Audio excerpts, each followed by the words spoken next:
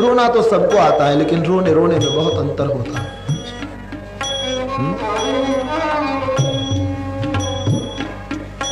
श्रीमंतनो छोकरो फटाकड़ा फोड़तो फोड़तो दाजी जाए रड़े तो એ પણ રડે, પણ વિધવાનો છોકરો દિવાળીમાં એની માં એને ફટાકડા ન લાવી શકી હોય, ઘરમાં પૈસા નથી, પહેરવા કપડા નથી, બાપ નથી, કોઈ સગું વાલું નથી, કુટિયા में रहता है, અને એ ગરીબનો છોકરો ફટાકડા માટે એની માં પાસે રડતો હોય, પૂરા લગતા ઉત્સવ મના रहा है, અને गरीब बालक एनी माँ पासे विधवा पासे रड़तो होय मने फटाकड़ा लावी दे, वो रोना बहुत करुण होता है।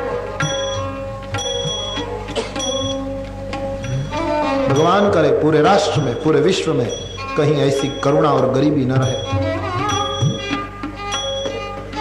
लेकिन जब तक है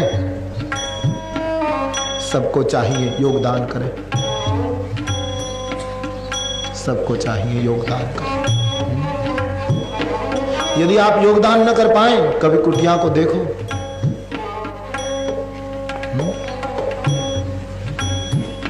तो इतना तो जरूर करें राम कथा सुनने के बाद, कभी किसी को ठुकराए ना, तोड़ना तोड़ना टूटे हुए दिल को बुरा होता है, तोड़ना बड़ी प्रसिद्ध गजल है।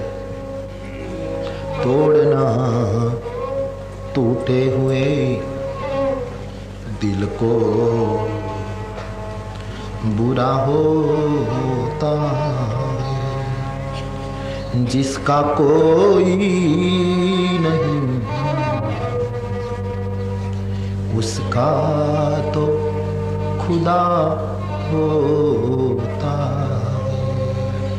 सावधान, तोड़ना टूटे हुए दिल को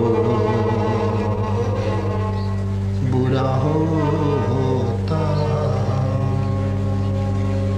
लोग नाहक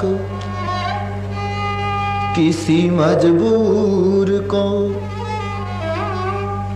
बुरा कहते हैं, ये लोग नाहक किसी मजबूर को बुरा कहते हैं। वास्तव में आदमी अच्छे हैं, सब आदमी अच्छे हैं, पर वक्त बुरा होता है। आदमी अच्छे हैं, पर वक्त बुरा होता। अंतिम शेर बहुत अच्छा है। किसे करे कहाँ करे शिकायत अपनी, कोनी पासे फरियाद करे, किससे करे कहाँ करे, किसे करे कहाँ करे शिकायत अपनी। પછી તો એક આશ્વાસન લેવું પડે, જીतना तकदीर में लिखा अदा होता है, जितना तकदीर में लिखा अदा होता है। तो विधवानु बाळक रड़े फटाकड़ा હોય એ જે કરુણા હોય છે, એવી કરુણાથી સુમંત રડે। રામથી છૂટા પડવું ગમતું નથી। बरबस राम, बाबा जी लिखते हैं पराणे बलात् मजबूरन उठाए सुमंत को, रथ में बिठाए, जाओ बाबा मारा माता पिता ने प्रणाम करीने कहजो हमारी चिंता न करे, અમે એના અનુગ્રહથી સુખી રહીશું અને અવધિ પૂરી થતા પાછા આવીશું। बरबस राम सुमंत्र पठाए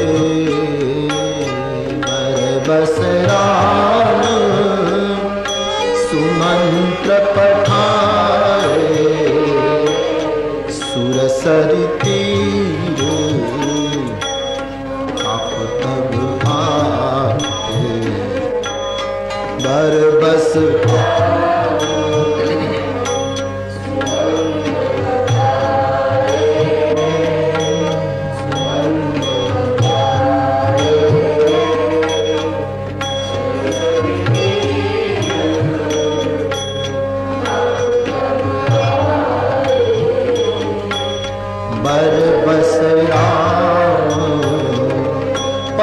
સુમંતને વળાવ્યો અને એ વખતની સુમંતની શું સ્થિતિ હશે કલ્પના કરો. એક સતત વેદના એને ઘેરી રહી કે અયોધ્યાને શું પ્રત્યુત્તર આપીશ. જૈસે મથુરામાં કંસના વિજય પછી બધી જ વ્યવસ્થા કૃષ્ણ કરી નાખે અને એક દિવસ નંદ કૃષ્ણને પૂછે, ગોપાલ હવે કામ પૂરું થયું, વ્રજ ચલે, વૃંદાવન ચલે, તારી માં રાહ જોતી હશે. અને કહે, કૃષ્ણ નીચું જોઈ જાય, ગોવિંદ ક્યા બાત હૈ? બાબા તમે સહન કરી શકશો? શું? હું હવે વ્રજ નહીં આવું. कृष्ण, हाँ बाबा, मेरी माँ को प्रणाम कहिए, व्रज को मैं हृदय में रखूंगा, लेकिन मेरे सामने एक बहुत बड़ा अवतार कार्य पड़ा है, मुझे निभाना है, सबको संभालना, मेरी गायों का ख्याल करना. नंदना नेत्रों वर्षा. कृष्ण, हाँ बाबा, धीरज रखो. કૃષ્ણનો નિર્ણય કોણ તોડી શકે? વસુદેવ દેવકી ઉભા છે, નંદ વિદાય લે છે, રથ તૈયાર થયો. નંદે વસુદેવ અને દેવકીને કહ્યું કે કૃષ્ણ તમારો છે,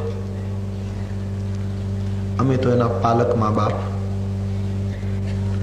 પણ વસુદેવજી, આ કંઈ તમારા કરતા વધારે લાગણી બતાવીને અમે અમારો પ્રેમ વ્યક્ત કરવા નથી માંગતા, પણ વસુદેવજી એક વાત તો તમારે કબૂલ કરવી પડશે કે કૃષ્ણ તમારો છે, પણ મોટો થયો છે અમારી પાસે.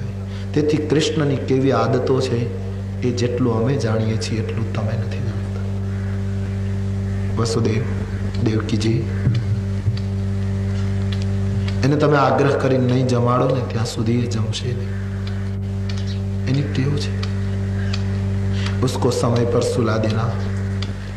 અને હા, ક્યારેક ન જમે ના તો એક કામ કરજો, એને કહેવાનું, તું નહીં જમે તો તને તારી યશોદાના સોગંદ બાદ મેં ખા લેગા. વસુદેવજી, શું કહું, કૃષ્ણ બહારથી બહુ તોફાની લાગે છે, બાકી અંદરથી અતિ કોમળ છે. વસુદેવ, કૃષ્ણએ કંસને માર્યો, મથુરા વિજય થયો. ઇતિહાસોમાં કથાકારો કંસના પરાજયની કથા જોરશોરથી ગાશે, કૃષ્ણનો જય જયકાર કરાશે. પણ એક વસ્તુ હું ચોક્કસ કહું, આજ વૃંદાવનનો પરાજય થઈ ગયો. હમ હાર ગયે वसुदेव. हम आज हमारी सभी संपत्ति लुटा रहे, हमारे गोपाल का ख्याल करियो, संभालियो. वसुदेव रोए, देवकी रोई, नंद रोए. विदा की बेला आई. नंद विदाय ले छे. कृष्ण नंद बाबा ने वंदन करे. बाबा, आपकी तबीयत का ख्याल करियो. मेरी माँ को कहियो मेरी चिंता न कर, मैं सुखी हूं. सदैव याद करूंगा बाबा, हर शाम को व्रज को आंखों में लेकर बैठूंगा. कृष्ण बीजू कहीं नहीं, હું બધાને સમજાવી શકીશ, તારી માતાને નહીં સમજાવી શકું. શું થશે વ્રજનું ગોવિંદ? બસ રોતે રોતે નંદ વિદા હો ગए. રથ આયા વૃંદાવન. લોકો ભેગા થયા.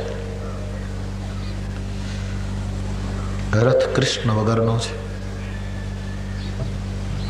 લોકો નંદને પૂછે છે, નંદ શું જવાબ આપે? ઘરે પહોંચ્યા યશોદાજી દોડ્યા, મહારાજ ગોપાલ ક્યાં? યશોદા, કૃષ્ણ નથી આવ્યો. મહારાજ, હા યશોદા, કૃષ્ણએ તને ખૂબ પ્રણામ કહ્યા છે, તારી બહુ ચિંતા કરે છે. बस ये समाचार सुनने के बाद जो व्रज की दशा हुई है, सूरदास जी तो लिखते हैं, सूरदास व्रज डूबत, व्रज डूबा जा रहा था. इतने आंसू बहे वृंदावन में. सूरदास व्रज डूबत. कृष्ण की याद में डूबा वृंदावन. अहीं कृष्ण याद में रो रहे हैं मथुरा. दोनों और प्रेम पलता है. मैथिली शरण गुप्त लिखते हैं कि प्रेम सदैव दोनों और एक समान रूपेण बहता. एक बार कृष्ण को रोते देखकर उद्धव ने पूछा, गोविंद तुम शाम को बहुत बहुत उदास नजर आते हो, क्या बात है? बोले, उधो मुझे व्रज याद आ रहा है. उधो मोहे व्रज विसरत नाही. सूरदास, उधो मोहे ब्रज विसरत नाही. उधो एक काम करीश, तू मारो संदेशो लई वृंदावन जईश. बोले, હું આટલો મોટો વેદાંતી માણસ, શબ્દનો ભંડાર, એ ગામડાના ગોવાળો મારી ભાષા કેમ સમજશે? બોલે, एक बार जा तो सही. ज्ञान की गठरी लेकर उद्धव ये प्रेमियों के बीच आता है वृंदावन. ज्ञानियों तादात्म्यમાં माने छे, प्रेमियों तन्मयताમાં माने छे. अंतिम स्थिति एक है, कोई फर्क नहीं ज्यादा. लेकिन वेदांती लोग जो हैं वो तादात्म्य में रुचि रखते हैं कि तादात्म्य हो जाए, और भक्त और प्रेमी कहते हैं तन्मय हो जाए. ऊंची स्थिति है प्रेम मार्ग में तन्मयता. व्रज तन्मय था, उद्धव तादात्म्य था. आया किसी गोपियों को पूछा उसने कि नंद बाबा का घर कहाँ? तो गोपियानी आंख में आंसू आवे छे. गोपीओए कह્યું, મથુરાથી આવો છો? हाँ, बस मथुरा वाला ने नंद नु घर पूछવું પડે, બીજા ન પૂછવું પડે. मतलब ये उधो કે આ પાણીનો જે પ્રવાહ ચાલ્યો આવે છે ને, આ કોઈ ઘર વપરાશનું પાણી નથી, કે સરોવરની પાળ તૂટી ગઈ એનું પાણી નથી, કે અમારા ગામમાં વરસાદ પડ્યો એનું પાણી નથી. તો આ પાણીની ધારાએ જાઓ અને આ પાણી જ્યાં અટકી જાય ત્યાં નંદનું ઘર હશે. मतलब આ પાણી નથી ઉધો, નંદ યશોદાના આંસુ છે.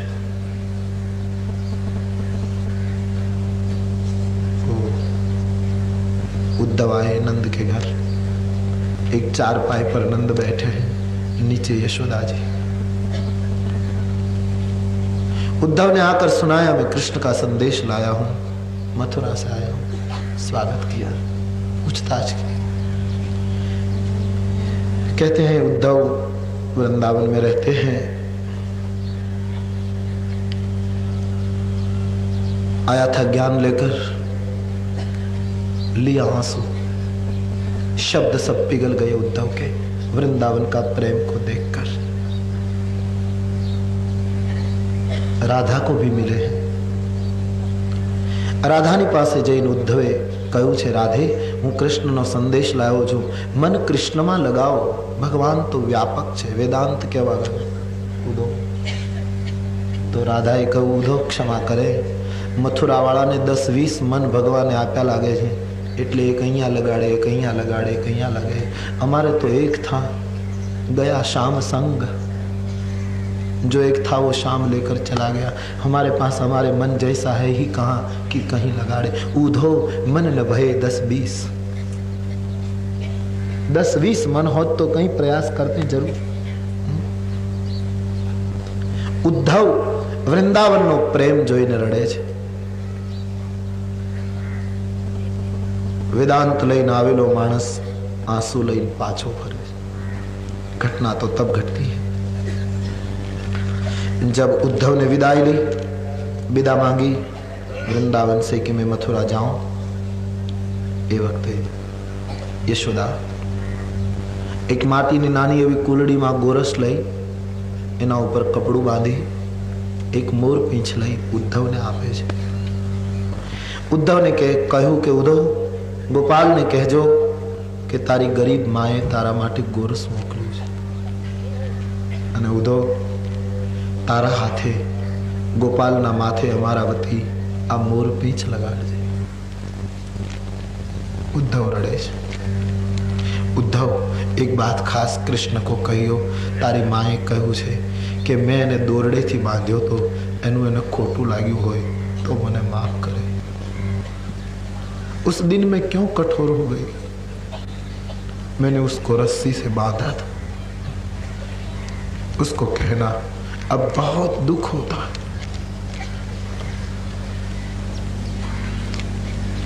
उद्धव ने कहजो ध्यान रखे संभाले।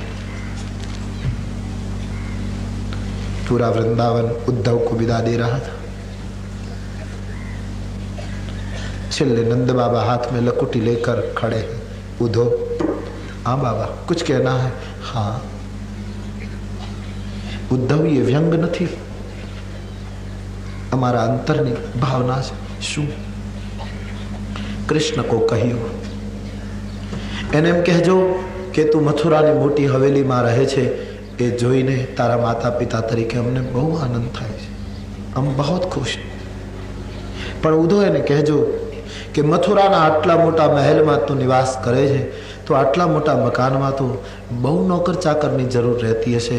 ઉद्धવ એને પૂછજો નોકર ચાકરની જરૂર હોય તો મને અને યશોદાને નોકર તરીકે બોલાવ। ઉद्धવ અમે એનું હેઠું મળશે તો મુક્તિ પામીશું। उसको कहियो हमने चाकर तरीके बुलाए लेकिन विरह में न रखे। उद्धव बहुत रोया। यशोदा और नंद का संदेश लेकर उद्धव लौटे मथुरा। बस व्रज की दशा बाद में ऐसी बस ऐसी ही रही। निश दिन बरसत नैन हमारे, सदा रहत बारिश ऋतु हम पर। जब से शाम सिधारे निस दिन बरसत नैन हमारे। मंदिर मस्जिद वो चले जिसको फुर्सत हो, जिसको समय हो जाए मंदिर मस्जिद करे सजदा बंदगी नमाज पूजा पाठ। लेकिन सूफी कहता है मंदिर मस्जिद वो चले जिसको फुर्सत हो, लेकिन हमारे लिए तो उसी को याद करके अश्क भर लेना इबादत है। उन्हीं को याद करते आंखों को भीगो देना, बस वही सबसे श्रेष्ठ भक्ति है। भक्ति आंसुओं का शास्त्र है।